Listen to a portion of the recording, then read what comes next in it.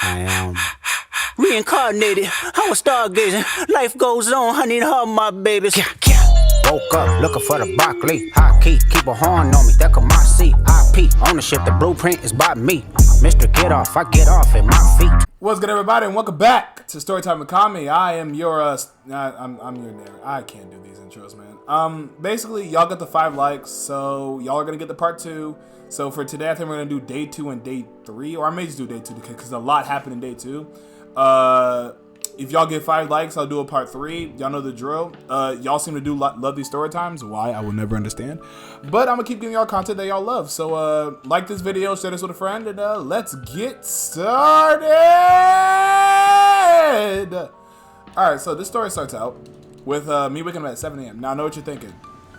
You're in the new country and you're kind of on vacation. You wake up at 7 a.m. The answer is yes. They had us waking up at 8 a.m. They were not playing around. And honestly, with the time, that actually was not an issue because I'm used to waking up early anyways for for class and stuff. So when we woke up at 7 a.m., we had 7 a.m. devotional. So it'd be my first time, here. I kind of wake up at 6 and I just kind of walk on the pool for a bit. And I actually end up kind of putting on some worship music, kind of walking around the grounds. And our second pastor, Pastor Zach, was also doing the same thing. And I got a sneaky idea. Because while I was walking around, I realized that there was a roof that was a lot closer than people thought it was. And so when I looked at the roof, I realized that I could climb on top of it. So at 6:30 a.m. in the morning, I ended up climbing on top of a roof listening to worship music. And unfortunately, that little stunt ended up scaring the frick out of my pastor. Because when he saw me on said roof, his reaction wasn't, he didn't seem too pleased, which, totally understandable. I'm on the roof and what I'm doing is probably highly dangerous, but I was safe. So he kind of saw me and he was like, what are you doing? And I'm like, I'm on the roof. And he's like, okay, why are you on the roof? And I'm like, I can't be on the roof. And he's like, no. So I ended up having to get off the roof, which is really sad because I like that roof. It was a nice roof, man. It was an extremely nice and cool roof, bro. It was nice. It was quiet. I had peace there. It was just a nice roof, man. A really nice roof. So anyway, devotional start. The devotional was amazing. Unfortunately, I can't remember off the top of my head, but I do know that it did have something to do with trusting God in the storm, which is something that, hey, we all got to do sometimes. The storms be getting crazy, but we got to trust God with it at all times. You know what I'm saying? So the first half of the day actually wasn't really that eventful. We actually spent the first half of the day, it was the first half of the day cleaning. Actually, we ended up cleaning the place we were staying at because we didn't want to be rude, and we ended up actually just cleaning for a lot of the day.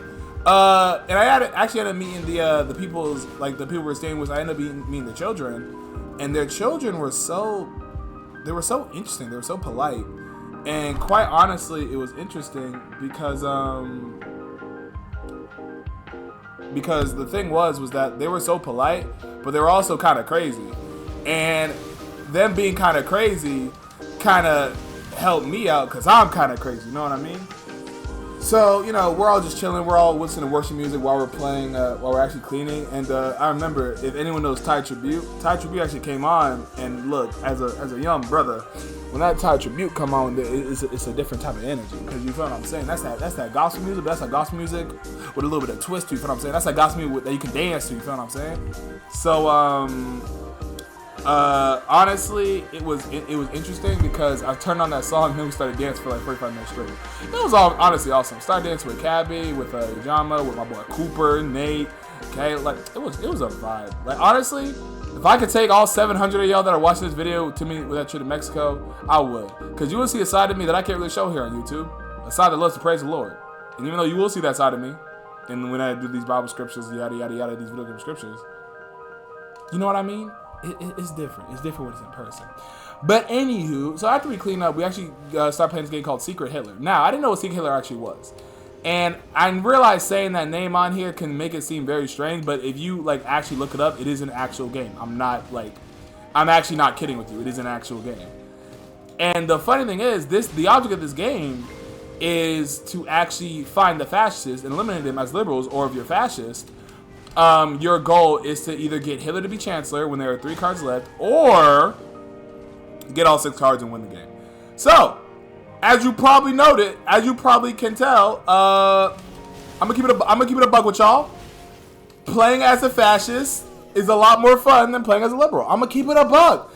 Now, look, that doesn't mean I'm a communist, but it does mean I like to cause chaos. And being able to cause chaos as a fascist is one of the greatest things that I've ever done in my life. I'm not even gonna hold you. So while we were doing that, you know, things didn't get a little heated. Like, even the pastors in on it. And you know what? You never know. You think you know somebody until they lie to you straight to your face about being a fascist, man. I was a liberal. You know, I'm a pretty good detective. You know what I'm saying? I got the eye for the clues, the blues clues. But you know, I got lied to straight up, and like it wasn't really. I mean, we won, but like that man said, "Yo, I'm not a fascist." Turns out he was Hitler the whole time. It was so heartbreaking. I looked at him like freaking Obi-Wan.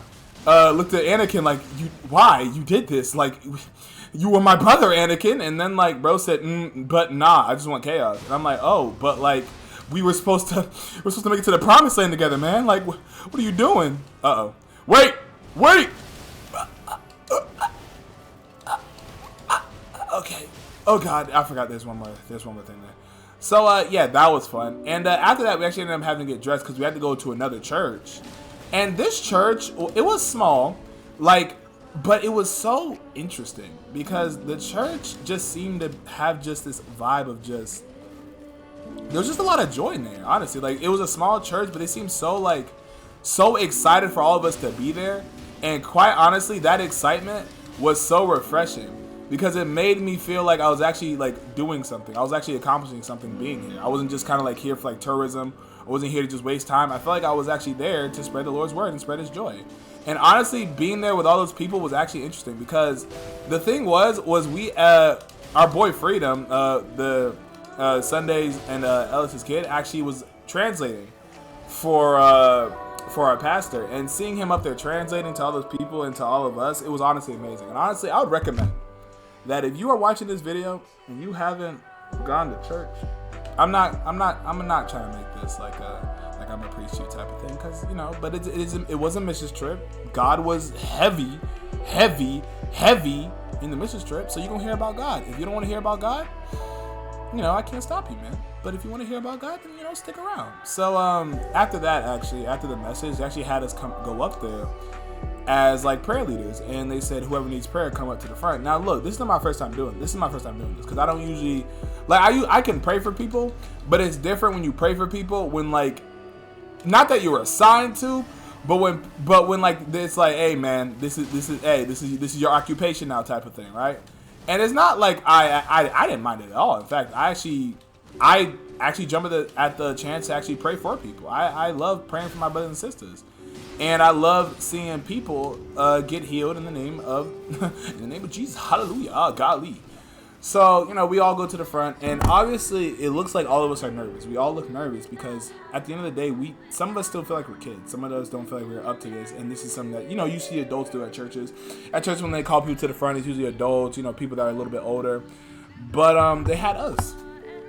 You know, we did our thing. Shout out to every single person because we all did our thing. We was praying for people, even though they couldn't understand us, even though we didn't know how to speak Spanish.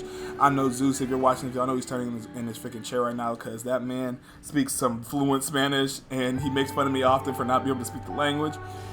But honestly, it's something about praying for somebody that I guess you know that they can't understand the language you're speaking, but their spirit still feels the effects of what you're trying to do. It's something about that where you know that they still feel what you're trying to do. They still feel the Lord's holy presence. And honestly, that is honestly probably the greatest thing about that trip is being able to not only get past language barriers, but to be able to do what we came there to do, even though we know they couldn't understand us maybe with our tongues, but they could understand our spirits.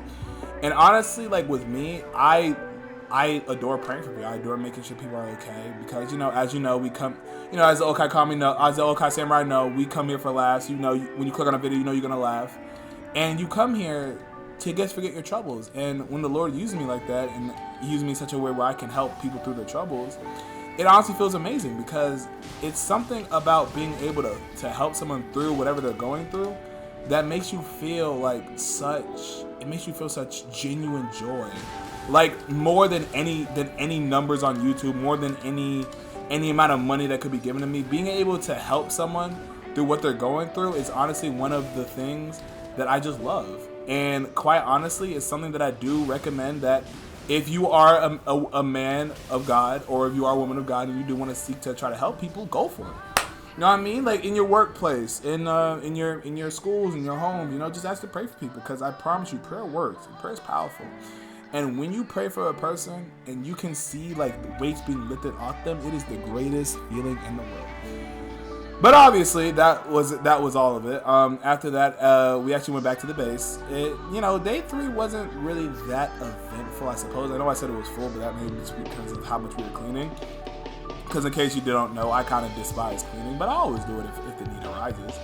But honestly, like being able to just connect that way with all my peers, and for all of us to be able to get past the language barriers simultaneously and understand that what we have to do here is so much more important than not being able to speak the language. It is honestly something that I love, because it's something that I feel like it just brings people together. When you're able to do the Lord's work with a group of people that are like-minded like you, when you're able to do the Lord's work with your peers, with your family, with your friends, it hits so much different, because you truly feel like you're united for something. You feel like what you're doing is actually working, because the Bible actually does say that when two men of God, or two people, I don't know the phrasing, but when two people of the Lord are gathered in one place, miracles happen.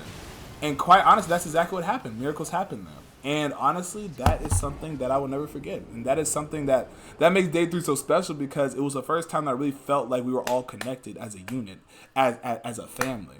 And honestly, it was great. And obviously, when we came back to the base, we did our highs and lows. And actually, believe it or not, they had me cooking. I know, right? Call me cooking?